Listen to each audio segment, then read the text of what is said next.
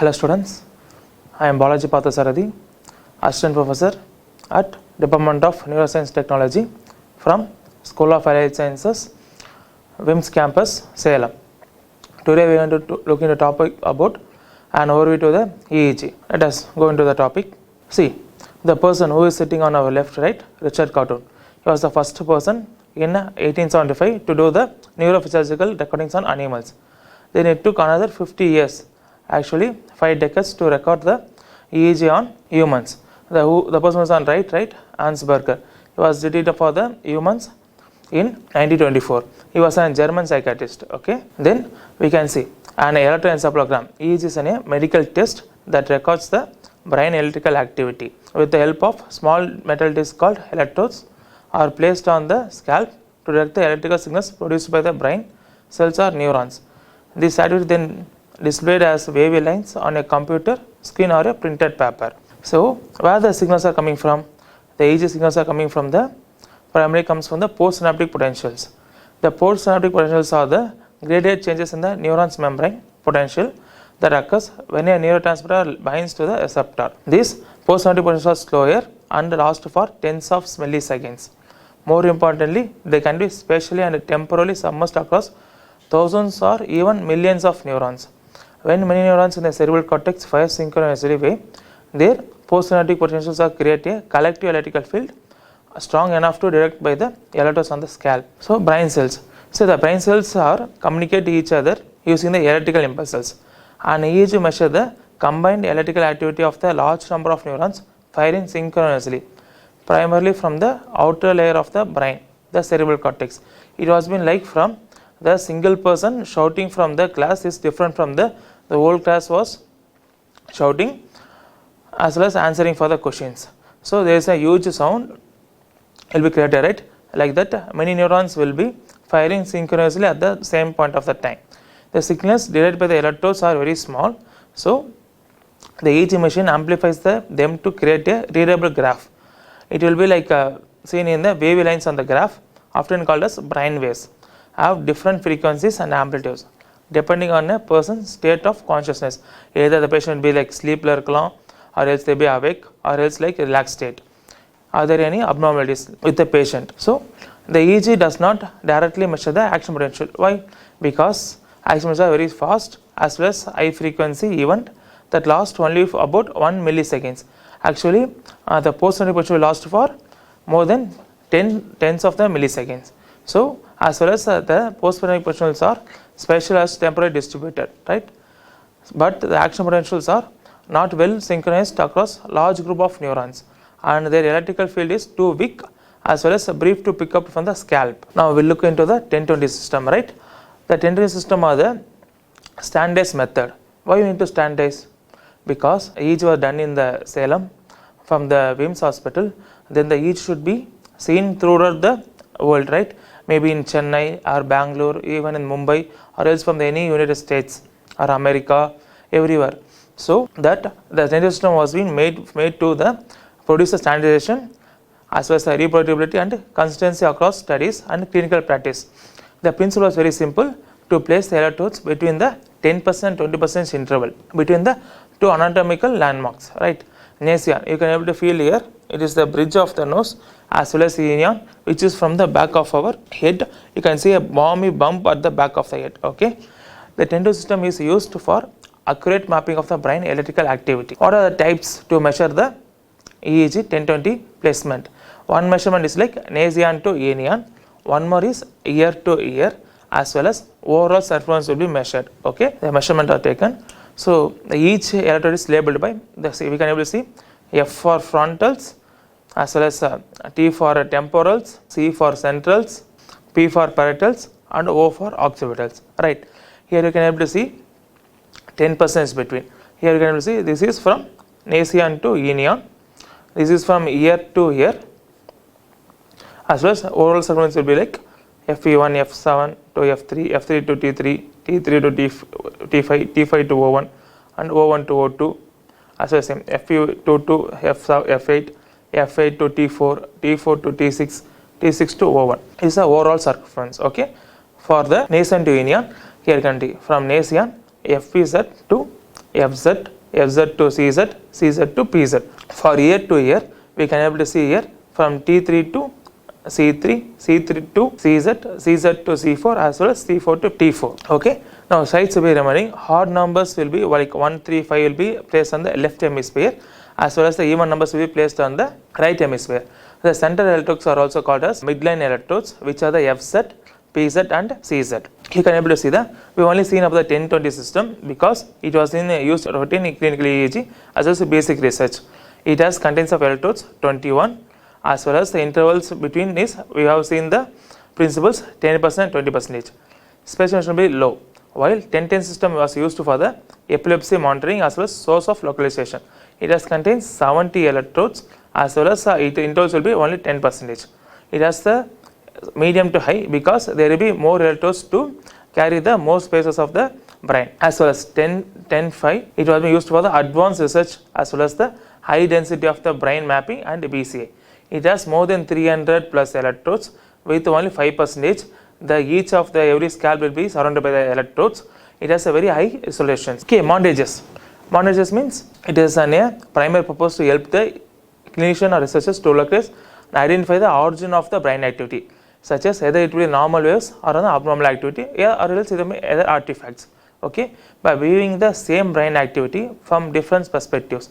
So the montages won't change the EEG data, but it will change the how we can able to look the EEG and interpret it. So the most common type of the EEGs are the referential monopolar and the bipolar. In bipolar, there two contains AP, anterior to posterior, or else longitudinal montage, or else oral transverse from right to left. The main purpose of the montage was to pinpoint the source of signal from which area. Okay, we look into the bipolar montage, right? In first we told longitudinal bipolar montage. It also called as anterior to posterior montage, right? In a bipolar montage, it shows the voltage difference between two adjacent channels. Okay, these electrodes are typically arranged in a chain, such as from front to back, like anterior to posterior ways, line from the front to the back of the head. The main advantage of the longitudinal bipolar montage was phase reversal, okay, and oral transverse. It is also same like the bipolar montages, which is used to see the two adjacent channels, but it runs from the either right to the left or left to the right side. Okay, the main purpose of the oral transverse was like lateralization, which means which side of the brain as an abnormality is coming from. Here we can able to see the longitudinal bipolar montage. It also otherwise called as anterior to posterior montage, right? As well as it also called as double banana. Why double banana? Because it shows the double banana structure, right? Here you can able to see from left side FP1 to F3, F3 to T3, T3 to T5, T5 to O1, as well as here shows transverse bipolar montage, right? Transverse means oral transverse, right to left, right? You can able to see the left side F7 to FE1, FE1 to FE2, FE2 to F8, as well as from F7 to F3, F3 to FZ, FZ to F4, F4 to F8. Like this should be like a right to left side, it will be carry. The main purpose of the long-term montage was phase reversal, as well as main purpose of the oral transverse was to lateralization, to locate which side of the brain was affected, right? Let us see the referential montage. Referential montage is nothing but every active electrode was referred to the one reference electrodes. Either it can be like A1, A2, which were kept at the earlobe, or else it can be like any particular electrodes which are given placed from any electrical that has been not get from the scalp, or else brain activity. As well as here can we see the main advantage is effective for showing the overall amplitude and distribution of the signal across the entire scalp, making it useful for identifying generalized or whispered activity. Disadvantage is if the reference electrode is not truly inactive and it picks signal from any part of the brain or scalp regions, then it can contaminate all the channels in the montage, making it interpretation difficulty. So reference montages you can see A1 was compared with the FP1, F7, T3, T5 and O1, like the same way from A2 to FP2, FP2 to like A2 to F8, F8 to T4, T4 to T6. So okay, now let's see the normal EEG waveforms. The normal EEG waveforms are the waveforms arise from the body that will be seen to be normal with the state of awake and sleep and relaxed state. Okay, it has been characterized by their frequency, amplitude, morphology and location. Frequency acts as the key characteristic used to define the normal or abnormal EEG rhythm. Okay, let us see into the alpha. Alpha frequency was 8 to 13. It has been most prevalent in auxiliary lobe while the patient was awake, but the eyes should be closed. The alpha should be attenuated when the eyes are opened. Okay, as well as the beta frequency was 13 to 30 Hz. It was seen over the frontal and center regions. So theta, the theta frequency between 4 to 7.5 Hz. It will be shown during drowsiness, as well as the 4 months to 8 years predominant over the frontal center regions. In adolescents, it will be the anterior head regions. In adult, it should be the posterior head regions. Delta, its frequency will be below than 3.5 Hz, as well as it will be occurs mostly in deep sleep, which is called stage 3 sleep. You can see it here, right? Alpha, beta, theta, gamma, right?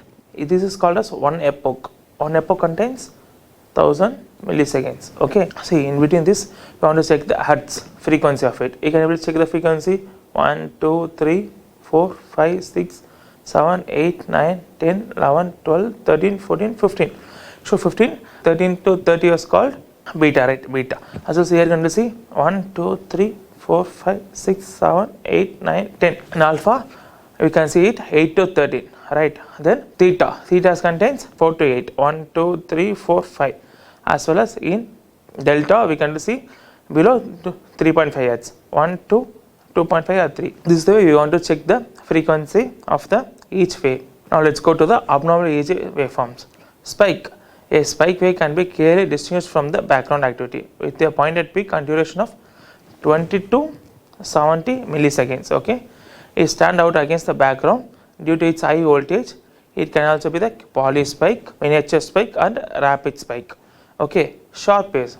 It can be clearly distinguished from the background activity by its pointed peak duration of 70 to 200 milliseconds.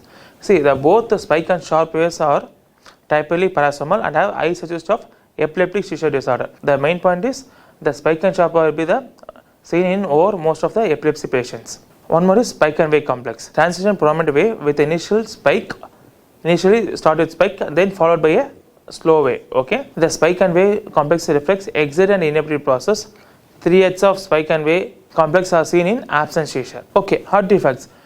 We are taking the signals from the brain, right? So it is like electrical signals. Then there should be the must of activity which is away from the brain or any away from the brain, like either corporal or extracorporal. We look into that. In addition to the electrical activity of the brain, the electroencephalogram records the potential of non-cerebral origin that are termed as artifacts. The artifacts are universal, and one or many forms of artifacts are present in every recorded EEG, as they can mimic any kind of cerebral activity and may be mistakenly identified as potential originating from the brain. The artifacts can be recognized by their characteristic shape and distribution. Okay, 2 types of artifacts. They are corporal and extracorporal. Corporal means arising from the patient's own body other than the brain. What all they might be: high movements, muscle activity, cardiac activity, or sweat, or patient movement. Either their hand movement or head movement can be considered. Extracorporal, it was arising from the away from the human body, maybe like electrode issues or electronic interference like mobile or else cable movement. Several specialist measures and techniques have been described for the rejection and minimization of the artifacts. Now we will see the activation procedure in EEG. The EEG activation is the process that involves any procedure that enhance or elicit normal or abnormal EEG activity. The thing is, we are giving the external stimulus to the patient that will provoke the seizure from which are already exists in the patient brain. Okay, the first one is mental alerting. While the patient are going to the drowsy, we can able to alert them, like we can tell them to do some calculations or tell their names according to their languages as well as their studies, as well as eye opening, eye closure. This has been done while starting of the EEG. After a few minutes, we will ask the patient to open the eyes and close to check any activity arises from the occipital lobe, as well as hyperventilations.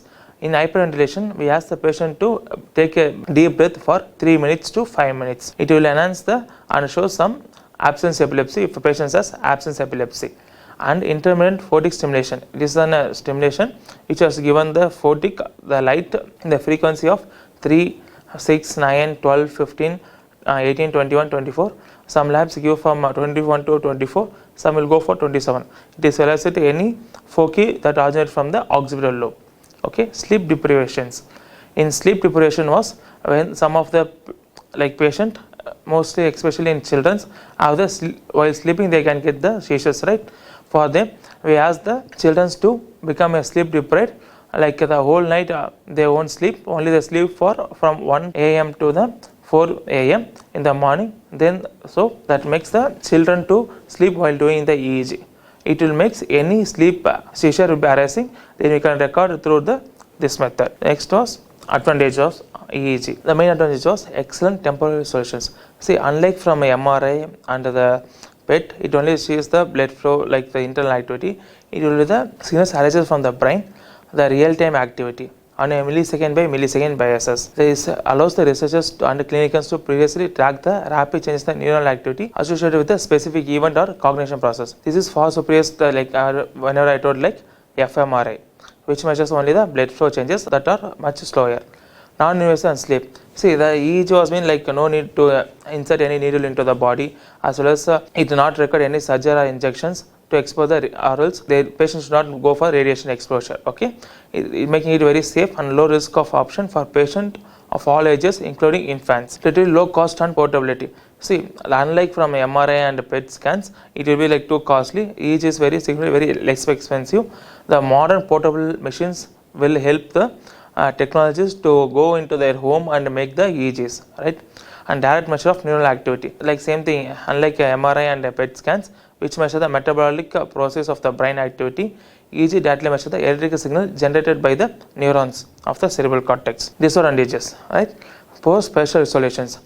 See, the main thing is on EEG, we can't able to locate the particular area that the EEG, that the foci was or any abnormal activity was arising from. Okay, because the electrical signals must travel through the brain, cerebrospinal fluid, skull, scalp, and their origin becomes blood. It's difficult to determine precisely which part of the brain is generating the signal, especially for the deep brain structure is susceptible to noise and networks. We are looking into, right? Before that, even any artifacts like external, corporal and extracorporeal, even the muscle movements or any jerkings of human body, even eye blinking, eye open, any artifact recording the lead can misinterpret and seen as an abnormal activity, surface level activity only. EEG can primarily measures the activity of the cerebral cortex, the outer layer of the brain. It can't effectively detect the signals from the deep brain structures such as hypothalamus, hippocampus, which are the crucial for many cognitive functions and disorders. Thank you for watching my video.